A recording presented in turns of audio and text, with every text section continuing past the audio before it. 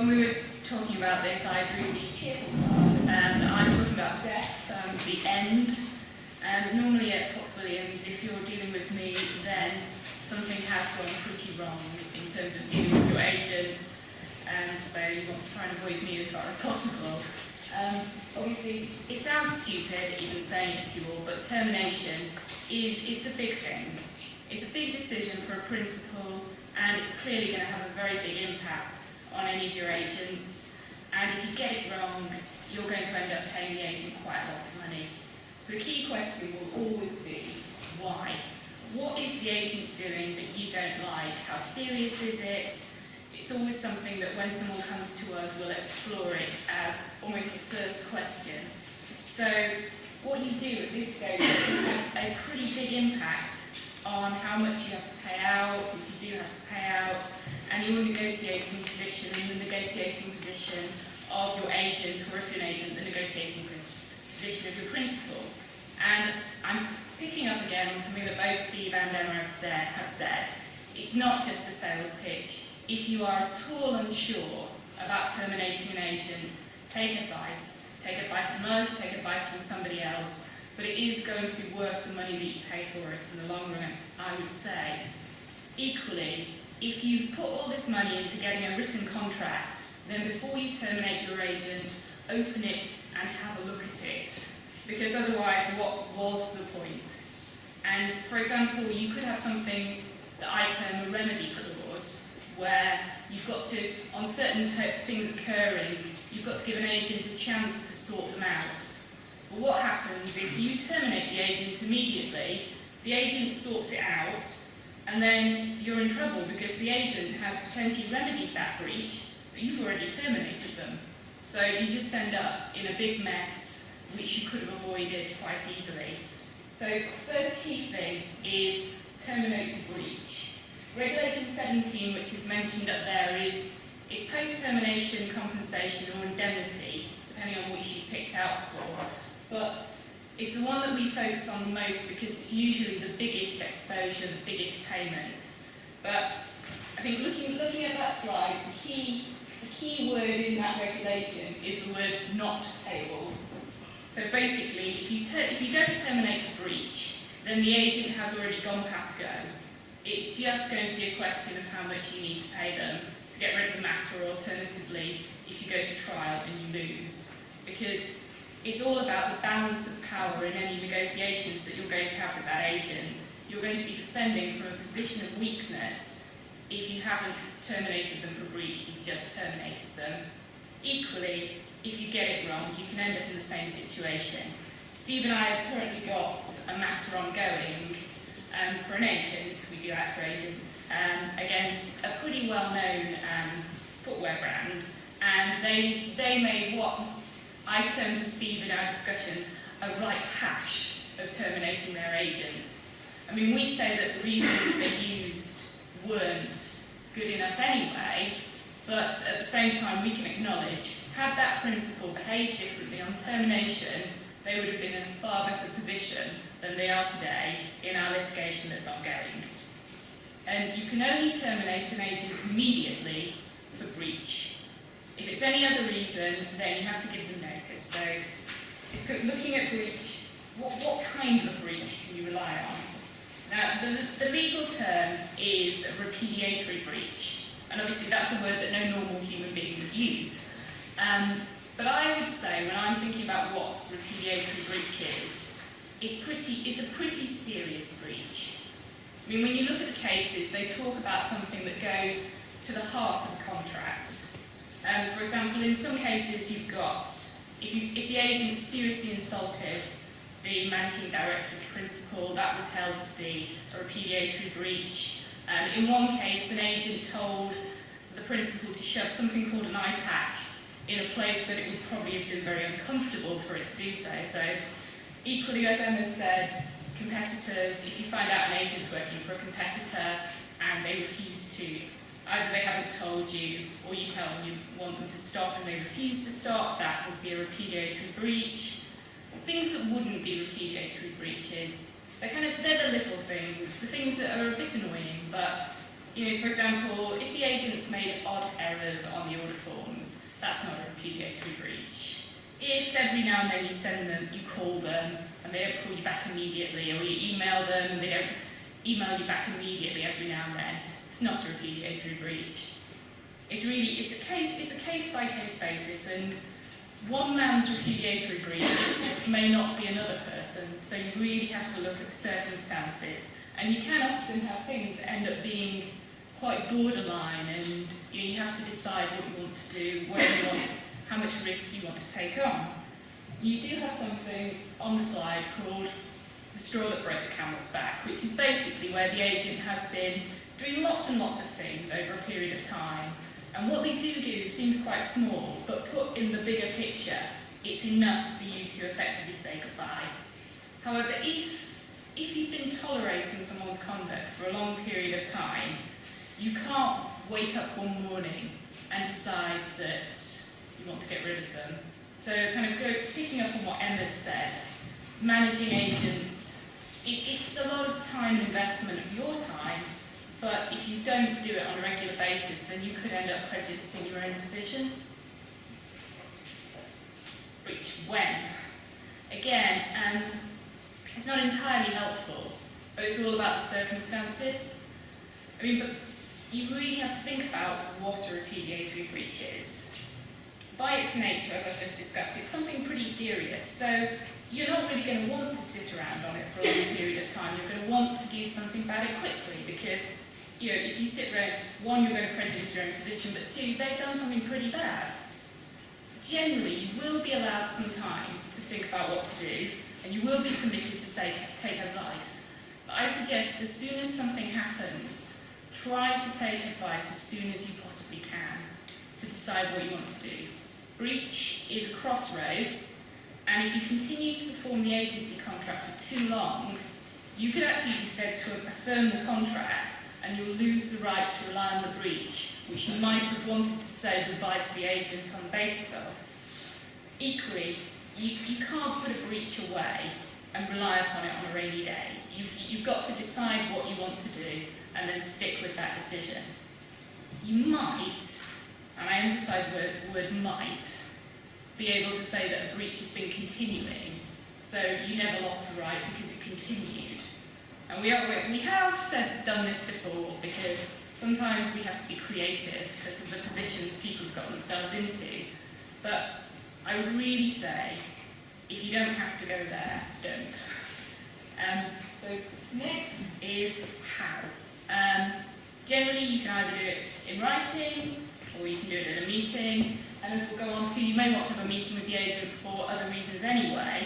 But if you do have a meeting where you discuss it, again, going back to what Emma said, put it in writing after the meeting. That way there's no scope for people to misunderstand what's been said, and you've got a paper trail that if you need it at a later date, it's there for you. We do some work for agents, again, as I said, and I know how upset agents have been when they've been terminated. It's a perfectly natural reaction. So you've got to assume that your termination might be challenged by that agent. They may not sit and accept it. They do have trade associations which advise them, and particularly if the trade association thinks that you as a principal haven't conducted yourself well, you may be hearing from the agent again. So, in the letter of termination, again, I know it's a really hard thing to say, and naturally you want to write thanking someone for all their efforts. Don't do it. We've had a lot of principals who've come to see us who've thanked their agents for all their work, and it's just hung around their neck like an albatross for the rest of the litigation, because frankly you've terminated someone for being rubbish. So why are you writing to them thanking them for everything that they've done for you? So in terms of agreeing a deal, as has been said, there's a regulation that says that any deal that's agreed before the agent's been terminated is invalid or could be invalid. There's never been a case on it in the UK courts, so we don't know how it's going to be dealt with. But ultimately, this is talking about why you want to call them to a meeting, it might be good for the agent and good for the principal. Because the principal who's trying to agree effectively a termination payout, if you feel a bit uncertain about the grounds on which you're doing it, or you just want to effectively draw a line, you might be a bit more generous in the offer that you're making, but you're going to save costs in terms of you'll save legal costs, you'll save your own time in dealing with this. So, it could be a very sensible way forward. And an agent is always going to see an offer in front of them as effectively being a bird in the hand. They're guaranteed that money. Who knows what will happen if they take it any further forward? So it could be a sensible way forward. Equally, what we find happens not infrequently at meetings is it ends up being a bit like the boardroom in The Apprentice, where the agents sat down, they're told that they're going to be terminated, and the principal faces a long, long plea from the agent as to, please don't terminate me, I will do better. And how you deal with that, it's a difficult one. You can't rely on an old breach, as I said, but equally, you got there for good reasons. You've decided that you want to part company, and there are good reasons why you've decided that. But it is a circumstantial thing. You may just want to say goodbye, but otherwise, I suggest that you think about whether you can use it as an opportunity to, if you don't have a written contract, get a written contract with that agent. If you wanted to change the terms, see if you can change the terms with that agent. For example, if one of the reasons you're terminating is because the territory is too big and the agent isn't working all of the territory, then if you agree with the agent that half of the territory will effectively be taken away and they'll only act in that half of the territory, it could be good for both of you. So if the agent's been struggling, then he's going to be able to focus his efforts more, and you're going to be able to actually work the part that you've taken back better. So it's something where I would say it's a commercial decision for both parties. You may just want to say goodbye, but it's important not to have a one-track mind on these kind of things, because you could lose an opportunity that you didn't realise you had. This sets out effectively what are the main entitlements of an agent on termination, and also at the side what you see is the yes and the no. That looks at whether the agent's entitled to a payment if you've terminated for a breach which stands up. So first one is Regulation 17, which is usually the biggest payment that you're looking at. If you've terminated an agent for breach, and that's okay, the agent will not be entitled to that payment. The second one is notice. Normally what we find with notice is it ends up being a payout, which effectively you terminated with immediate effect, and then that termination doesn't stand up, and you have to pay effectively what you would have paid for the notice period. Under the regulations, the maximum is 3 months, but we have seen it argued that it should be longer under common law. But again, it depends on the length of the agency. If the agency's only going for 1 year, you'll only pay 1 month. Regulation 8 is post-termination commission, which is linked to, effectively, you've got a date of termination, and then the period after, orders that have come in on the agent's territory, which the agent says are mainly to do with what he was doing before you got rid of him. It's payable for a reasonable period of time. Again, as with most of these things, there's no set cut-off date. It will depend on the agency. Also, what can be quite difficult is if you've appointed a new agent, obviously that agent will immediately start working the territory or soon after, and there will be a split between what could be said to be generated by the new agent and what was generated by the old agent. And there are provisions with the regulations which have not been litigated or looked at all that much, which deal with what happens in that situation.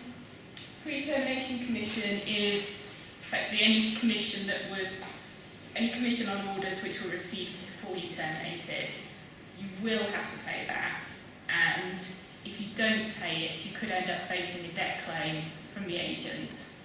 Firstly, you've got interest that runs on it until you pay it, but another thing that can kind of be a bit of a sting in the tail on unpaid commission is that if it's above about £750, they can actually statutory demand you, and if you're a company and you don't pay, they can seek to wind you up. And that is just hassle that you do not need, and it will set a lot of other hairs running. So normally, unless you have very good reasons for not paying commission, we would say pay it, because it can just end up being a lot of problems that you don't need.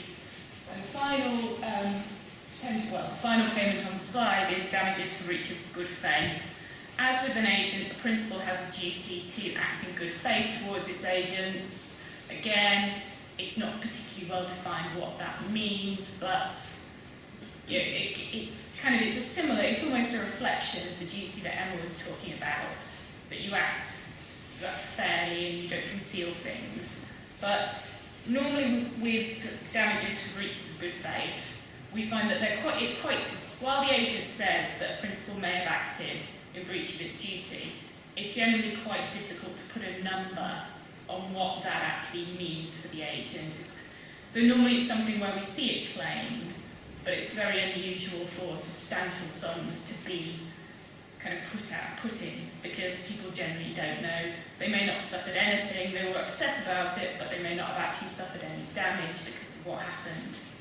But for the final part of this talk, I'm going to focus on Regulation 17, because it's normally the most valuable payment that an agent's going to get. It's the most money, which is why it's something that we as lawyers and principals are most focused on. Now, in the directive that the regulations came from, there was a choice, and most countries chose indemnity, but the UK decided to leave it open for the parties to decide what they wanted to do. With an indemnity, generally it will be in a contract. If you've got no contract, unless you agreed it separately, which is highly unlikely, then you're looking at a compensation payment. Indemnity, one of the great beauties of indemnity is it's limited. It's what we call the cap, which is set out there. What we find is normally an agent will always start asking for the maximum payment for an indemnity. But there is, many years ago, the Commission produced a report on the calculation of indemnity, which talks about how long will the benefit be, how long will the benefit of the duration be for the principal, and what amount should be taken off, or what's termed equitable factors. It can be lower than the maximum, and it usually is. I'm not going to go into how to do it because it's long and people will fall asleep. But if you calculate under the Commission report and it's higher, then you'll always still just be stuck with the maximum. It acts as a ceiling. But what the key thing to take away about indemnity is that it limits your exposure, and it's relatively straightforward to assess how much is payable. Compensation, on the other hand, is a completely different animal. Theoretically, it is unlimited, and the regulations, other than saying that an agent will be entitled to compensation, they don't have a lot more to say about what that compensation actually will be. But in the UK, we had the leading cases, Lonsdale and Howard and Hallam, which basically set out that the amount payable will be the amount that a hypothetical third-party purchaser would pay for the business of the agency as of the date of termination. Now, the House of Lords thought that this would be dead easy to assess. However, what they did say was that it would need expert evidence. And I think most of us in the room can say that if you need an expert, it's not really a hallmark of something which is dead easy. So what's happened since the judgment is that there's been an awful lot of uncertainty as to how much compensation could be payable to agents. There are several different methods of valuation, again, none of which I'm going to go into today because they're long and technical and not very interesting. But the common issues that do come up are how to allocate the costs of the agent. An agent will normally say, well, the best evidence of how much it costs to run my agency and earn the commission is the amount that I spent. And you can see, you can have a certain sympathy for that. But at the same time, what if the agent, as is very common, has more than one agency? If he has 3 agencies, what should you do? Should you share the costs on a flat basis, third? Or should you say, well, one of those agencies, my agency, the one that was terminated, was 70% of your total commission? So should you be saying that 70% of the costs should be allocated to that agency? Equally, you've got notional salary. Most agents don't pay themselves a salary, or what we term a salary. They just effectively take the profits. But is a purchaser going to do the same thing? Can you say that there should be a salary put in which is ultimately going to bring the amount payable down substantially? And then finally, you've got the multiplier to be applied. Principals will normally pick a low multiplier. Agents will normally pick a high one. What you pick can depend on whether there are restrictive covenants. Again, a good thing to put in a written contract if you have them. The type of agency, whether the agent's exclusive or not. The economic climate has been a good reason for people to say that multipliers should be low for a number of years now.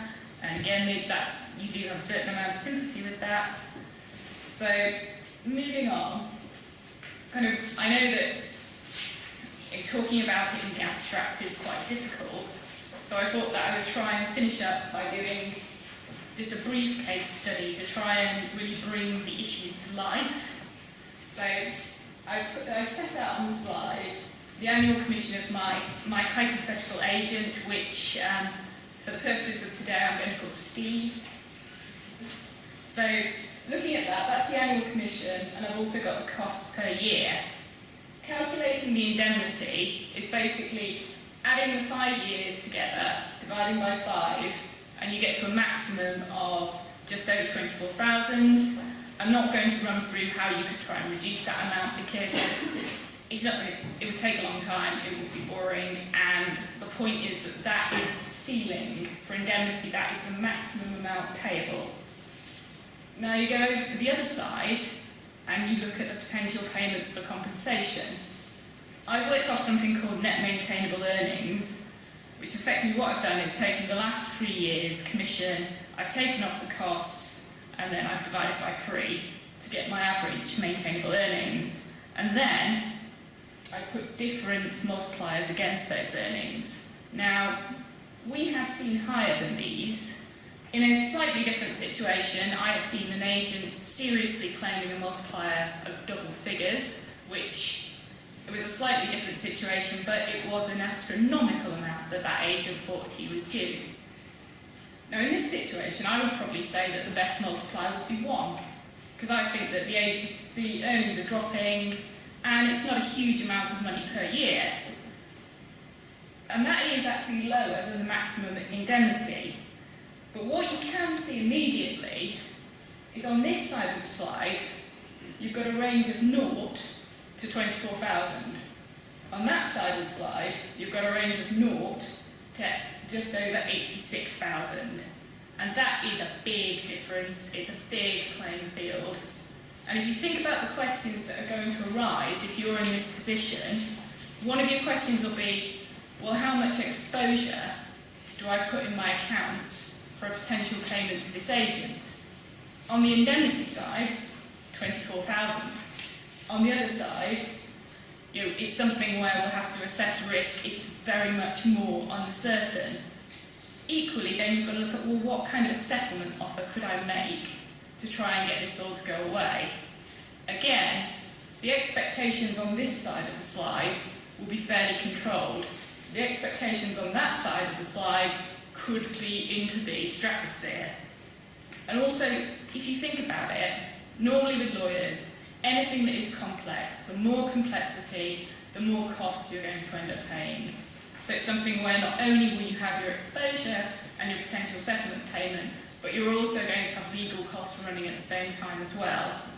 Now, most claims will settle. I've been litigating for 7 years, and I've only had 1 claim that's gone to trial. But looking at this, I expect that it makes what I've been talking about a bit more real. So, I mean, which kind of a principal would be in the best position with my hypothetical agent, Steve? And I would say that it's a principal who's terminated with strong grounds for breach and has an indemnity in their contract. And I would probably be advising to make an ex gratia offer, or simply write back and tell the agent to get lost. But if you were in a different position, then you could be looking at quite a long, quite complex and costly litigation.